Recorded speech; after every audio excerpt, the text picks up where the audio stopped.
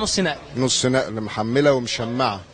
محمله ومشمعه، يعني نقدر نقول ان ممكن تكون اللي كانت فيها كبيره. كبيره، ده وقعت المبنى وسور المبنى ووجه المبنى من جوه.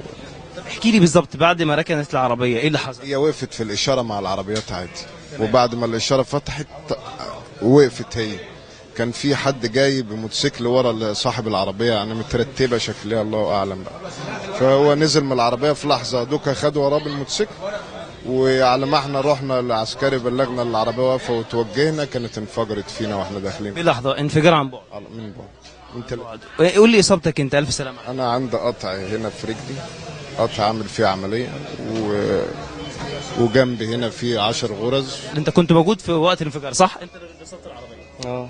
ايه اللي حصل؟ انت رصدتها صح؟ قول لي معلش، احكي لي بالتفصيل ايه اللي حصل. انا كنت واقف في برج فوق والعربيه جت ركنت.